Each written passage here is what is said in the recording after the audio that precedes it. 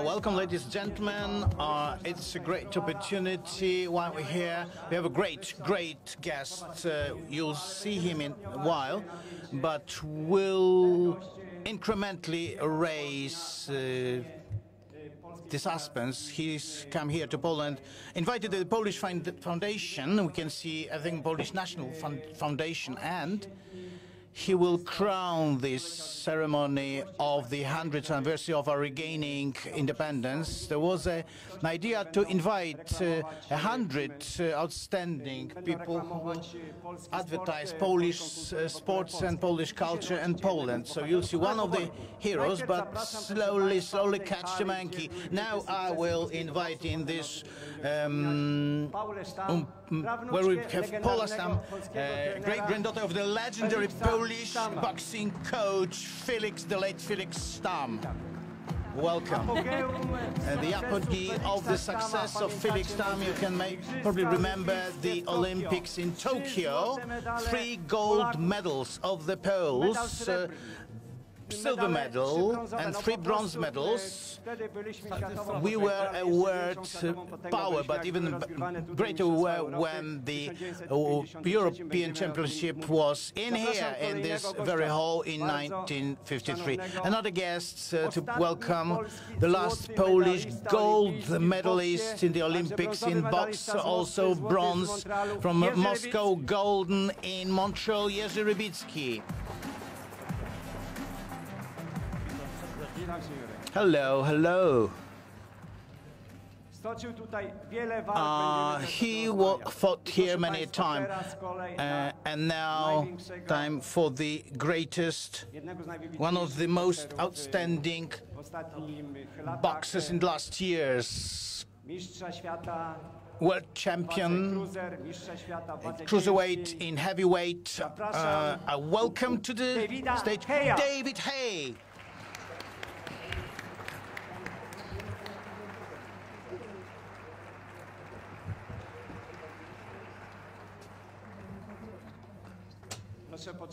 Please wait, hang on a sec. He has to get his Hayemaker, but he's a great person. I've had the pleasure to interview him already. In this Legia Sports Club, he met with young people. He coached them, trained them. Everybody was happy, and I'm looking forward, and I'm sure, to the meeting, and I'm sure you will be very glad and very happy too.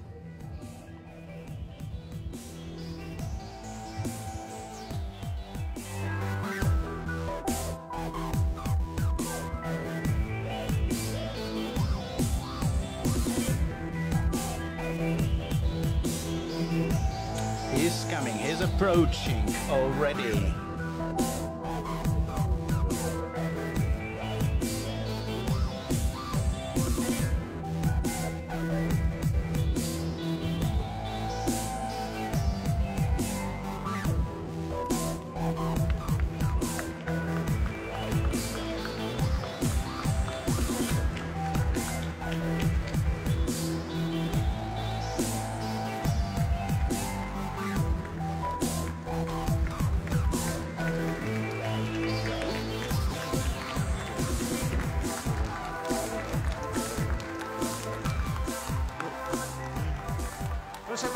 Ladies and gentlemen, David Haye. Okay. Where am I sitting? Sit down, please. Paula Stamm, perhaps you don't know. This is the last Polish gold medalist Olympic Games in Montreal. Also, bronze medal at the Olympic Games in Moscow. Medalist of European Championship, World Championship. So the last guy which held this Polish flag high. Amazing. David, as far as I know, it's your second visit in Poland. Yeah. In year 2000, you were here. I was. You participated in tournament Stamm, but it wasn't a nice experience for you because you lost to the sweet Gustafsson. That's correct. who won after that, but anyway, you lost. Yes. What are your memories? That was in 2000, and it was my first international tournament at heavyweight. I lost my fight on points. It was a good lesson for me that night that weight wasn't that important, as I went up from 81 kilograms to 91 kilograms. And in my mind, I had to weigh 91, so I spent a lot of time eating before that. When I got in the ring, I was a lot slower than normal. I didn't feel myself. So after that, I learned, okay, just come in naturally what you want to weigh. So then I came in around 84, 85, and I won all those heavyweight fights after that. So it was a lesson. I learned a valuable lesson here in Poland. So after 18 years, you are here. Może wyjaśnię Państwu. David był tutaj dzisiaj na grobie Feliksa Stamma. Był również na grobie Jerzego Kuleja, z którym ja komentowałem często walki Davida Haye'a. David Haye's fights, and on the grave of Józef Grudin, he was in the museum of the Warsaw Rising, 1944. He was also at training with young people at the Legia club. This club you were today in Warsaw, it's similar, I suppose, to the club you started your career. It was very, old school boxing. Very similar.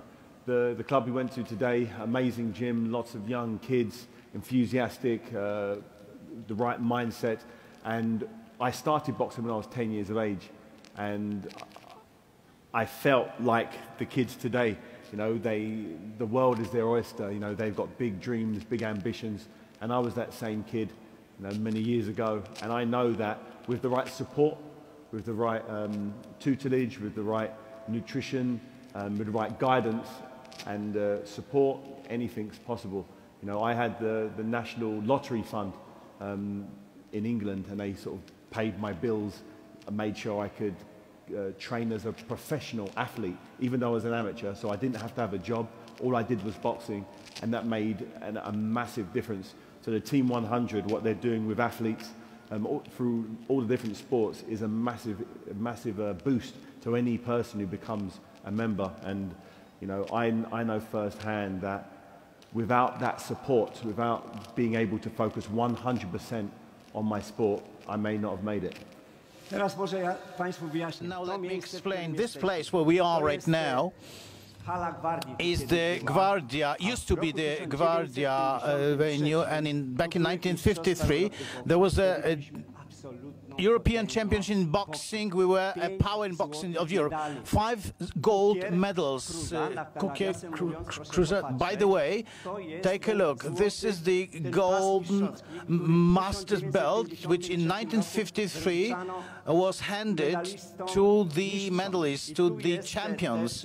And here we have also, let's take a look, the medal obtained by them. This is the golden one by Golden Cruiser in the Museum of Boxing, Sport and Fight. Kukier, Kluza, Stefaniuk, Hikwa and Drogos, these 5 boxers. We had 2 silver medals, Węgrzyniak and Grzyla, 2 bronze medals.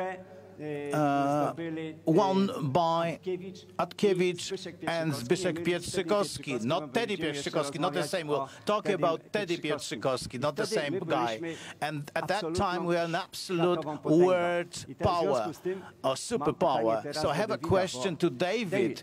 You have a translation of what I said.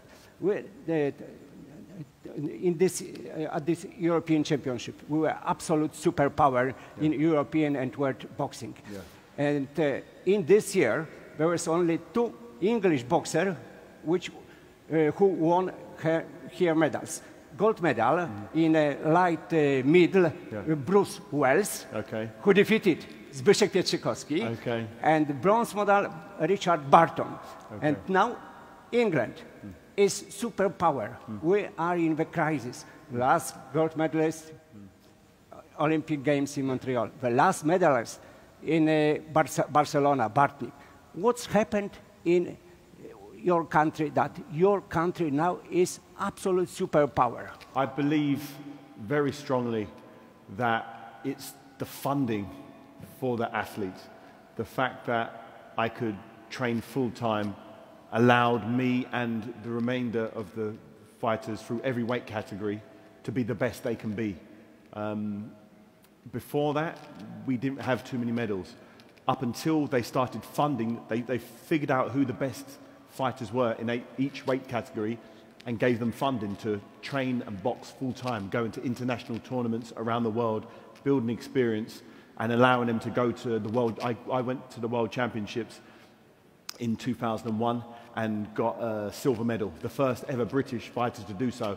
And I believe it's because I was funded for 2 years prior to that to learn, to focus, to build my body and build my experience going to different tournaments like the Stamm tournament.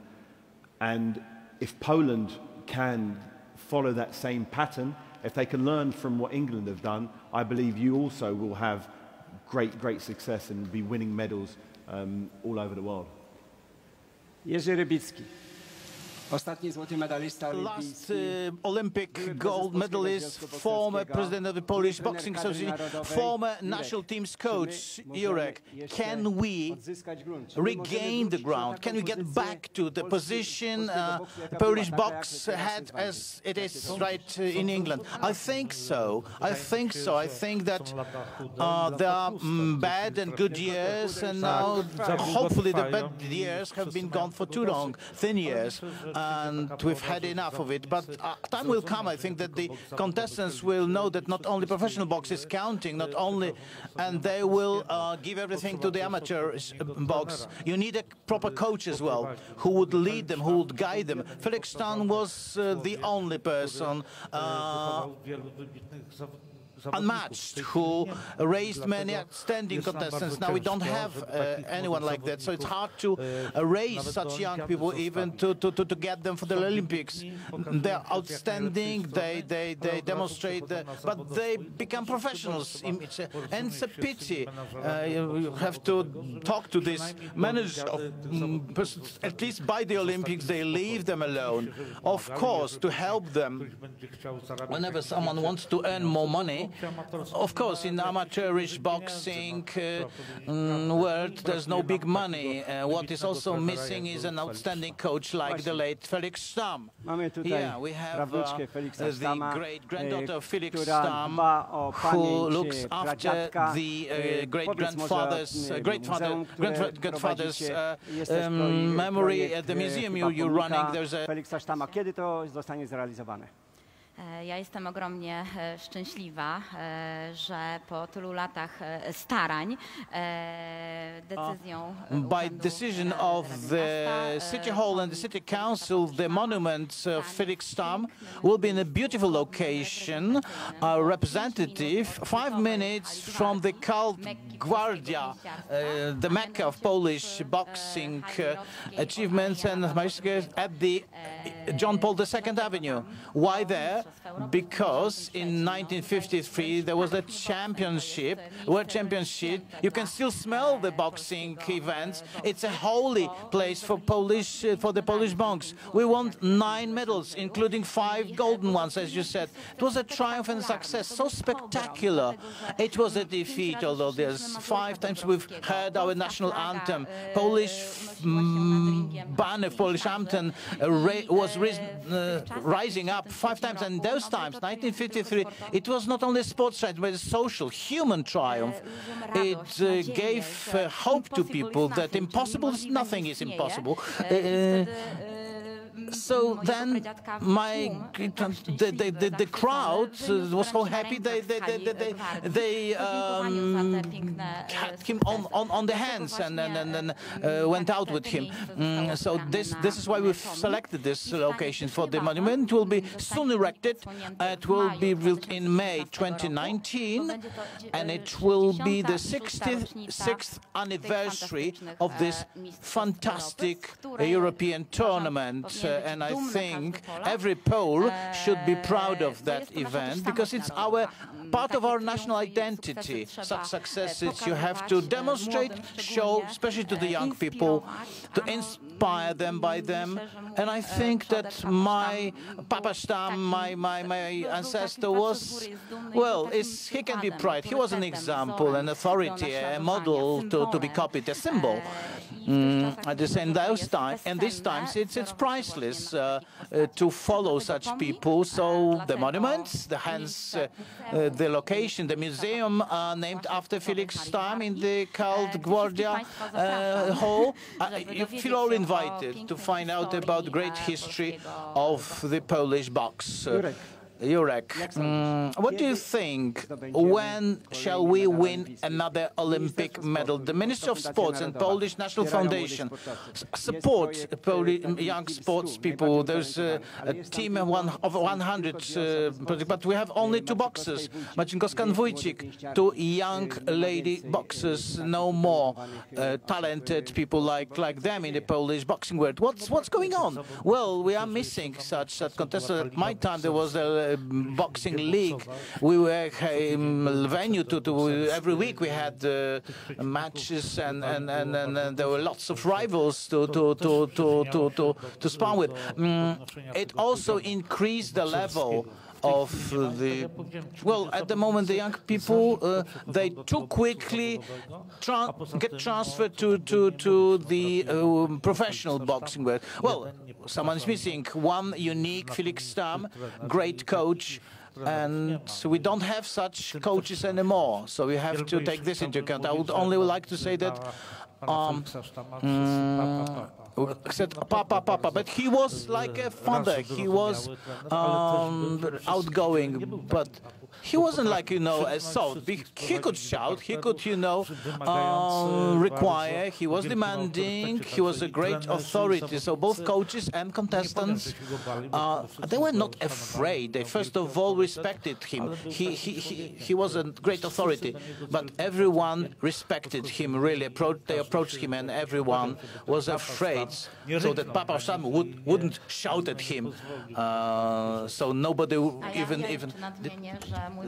We mentioned that my grandfather has a nose, a special gift, intuition. He felt it through his skin, and he was able to find the best, to identify the best features of every boxer. He was not using an uniform approach to all of them. He was able to underline the best features of every boxer, and this is how he was able to achieve this triumph. And Polish school of box was well known all over the world. And trainer Stamm in 1972, he was preparing us to the junior championship of Poland, and he was selecting from among the young boxers the most promising contestants. And I remember that Felix Stamm was working with me for 3 full rounds, and it was kind of like getting his blessing. Let's go back to David Haye. 18 years ago, he lost his fight with Gustafsson. Gustafsson was the winner of all the tournaments, but now after 18 years... You are in so many places, and I suppose you saw another picture of Warsaw. Yes, when I came here in 2000, I was only a kid, 19, 20 years of age, and it was very different. Walking on the streets, the restaurants, the cafes, there didn't seem to be too many of them in 2000, but since I've come back, it's completely and utterly changed. It's a beautiful cosmopolitan city, hotels more than 5-star. It's just, I was shocked, to be honest. From the airport was completely different. It's just an absolutely lovely place to be, and I'm looking forward to coming back. I'm only here for 1 day. I'll be coming back very soon to do some more sightseeing. Wykorzystamy, proszę Państwa, okazję, że jest David. We will take this opportunity when David is with us on the 10th of November. There will be a big boxing fight in the cruiserweight category, and one of the old friends of David Haye, Tony Haye, he will be fighting against Alexander Usyk. So this is something great ahead of us. So I just cannot resist to ask you, David, what's your opinion about this fight? The outcome of that fight. How could this fight could be? I think it's a very, very interesting fight. On paper, you have to go with Usyk, but on paper, Tony Bellew's last 5 or 6 fights, he should have lost, but somehow he finds a way to win. He beat me twice. You know, he beat BJ Flores, he beats Makabu. He just keeps beating people. He's got a knack for finding victory, and all he needs to do is find one more win, and he can go down in history as one of the best ever cruiserweights. Because Usyk is fantastic. He has all the belts. He's #1. He's one of the best pound-for-pound boxers on the planet. So Tony Bellew is one fight away from greatness, you know, and I believe he's got a very good chance. I believe he can knock out Usyk with the left hook he has to the body or to the head. But if he can't land that magic knockout blow, I think you have to go with Usyk on points, as he's a very skilled technician, very awkward, very tough to beat. You know, such a good amateur pedigree. You know, so many victories against good level fighters, beating probably 3 or 4 world champions. So it's a tough fight, but very, very exciting. I'm very excited. I think Bellew can do it, but he's going to need a knockout. David był również mistrzem świata wagi ciężkiej. Pamiętacie może jego wspaniałą walkę, pamiętną to be a heavyweight world champion. You remember his fight against Vasily Klitschko. Vladimir Klitschko is just a very, very good fighter. He's very big, he's very strong, he has long arms, and you know, I'm a lot smaller than he, and I wasn't able to get in range and work my magic. His coach, Emmanuel Stewart, one of the greatest ever, the late Emmanuel Stewart, one of the greatest ever boxing coaches, gave him a perfect game plan. Keep me long, whenever I got close, hold me, because he's so big I can't do anything. And it was a very, very frustrating fight, but he boxed the perfect game plan. I didn't box that great. I didn't get knocked out. I landed some bigger shots than he did, but not my greatest night, but you know, it was a fight that everybody wanted to see, and they got 12 rounds of action. Teraz chyba wiecie Państwo, mistrzem świata w wadze ciężkiej, posiadaczem 3 pasów in the heavyweight is David's homie Antoni Grzesiła. Deontay Wilder. David, how do you see the future of this heavy category? How long do you expect reigning of Joshua, or perhaps he will be forced to give this titles to Deontay Wilder, Tyson Fury? How do you see it? I think Anthony Joshua is very young. He's very hungry. He's a physical phenomenon. You know, he's huge. He's got great speed and power. I think it's going to take someone very special to beat him. At the moment, the other champion is Deontay Wilder, but Deontay Wilder also has the same attributes. He's also big. He's also got long arms. He's a very, very, very effective fighter in terms of punch power. I've sparred with him myself, and I felt the power in his right hand. He was a very, very exciting fighter to watch. I'm excited also about the fight with Tyson Fury and Deontay Wilder on December 1st in Los Angeles. I think whoever wins that should then ideally fight to unify all the belts in the heavyweight division. But with the politics of boxing, I'm not sure how long that would take to make. It's exciting times though. There's a big fight potentially with Dylan White and Derek Chisora, who I'm now managing, and hopefully the winner of that fight can go on and fight Joshua in April. But the heavyweight division is as good as I can ever remember it. So many big personalities, so many big, strong men. It's a very, very exciting division. Słuchajcie, David ma syna, który ma bokserskie nazwisko Cassius. Nie mogę sobie odmówić, żeby nie zapytać go, czy ciągnie go do boksu. David, your son Cassius has a boxing name. Is he attracted to boxing or no? He likes it a little bit just to play, but I'm not sure if he wants to actually fight. He plays a lot of tennis. Since he was 4 years of age, he's just played tennis. He says he wants to have a couple of fights, but I don't think so. I think maybe he can have one or two amateur fights, just so he can walk to the ring and have the nerves about fighting somebody. Because if he can get to the ring and fight somebody, then walking onto a tennis court to play tennis should be easy. But he's not only a sports star, he's also a star in his family, because I don't know if you know, he's got 3 kids, right? Yes, Cassius is boxing name, that's a problem.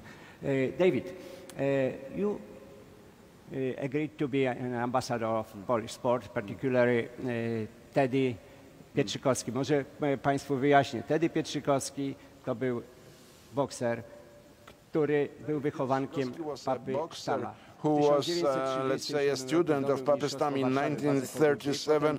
He was the lightweight champion of Warsaw, and then in 1937, in the same weight category, he was fighting, and then he was a glider pilot. After outbreak of the World War II, he was caught by the Germans, and he was sent to the Auschwitz, and his number was 77. In order to survive, he was participating in boxing matches, among other things, with the current champion of Germany, who was 70 kilo heavy, and Teddy Pietrzykowski weight was 40 kilo, and the award was 1 loaf of bread. And story. Yeah, when I was told about Teddy's story, I thought, no, sure, this can't be real life.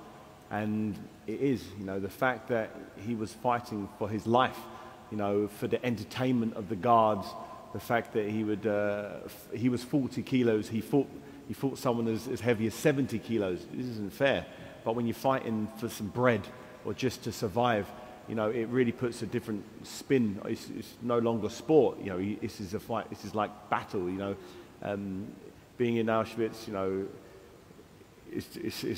I can't imagine how horrendous it would have been, but being forced to fight guys much bigger than you just to survive, he's an absolute legend for sure. David, I don't know if you know it, but Teddy Pietrzykowski was a very gifted painter. Okay, I didn't know this. Yes, and we have a surprise for you. Okay.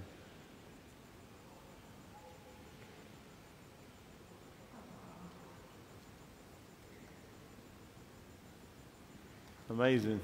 This is a picture by Teddy Pietrzykowski. It's by... Yes, and it's for you. No way. Amazing. Yes. Fantastic. Eksperci twierdzili, że Teddy Pietrzykowski być może zrobił błąd, bo on miał taki Teddy Pietrzykowski maybe went a wrong way because he would be a very good painter, but he selected boxing, and his several pupils, students, became professors at the Academy of Fine Arts. So this is a present prepared by Eleonora Pietrzykowska-Szafran, a daughter of Teddy Pietrzykowski. And there is a dedication for you on this very much painting. Appreciate that.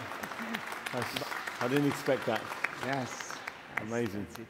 David, great pleasure to meet you. Likewise. I hope you will be an ambassador of Polish sport, Polish boxing, and will keep your fingers crossed for our medal, Olympic medal. Yes, next, we are waiting for it from Olympic Games in Barcelona. Okay. And it was a great pleasure to meet you. Proszę Państwa, Ja widziałem Davida. Ladies and gentlemen, I saw David when he was at the Legia club. He was giving autographs to everybody, selfies. Jesteście zaproszeni. Listen, you're invited. He's a great guy, and you can talk with him personally, make some pictures. But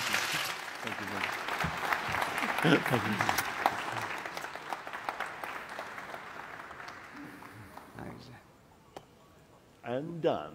Done. Okay. That was nice. Thank you. Thank you. Thank you very much, guys. Thanks for coming.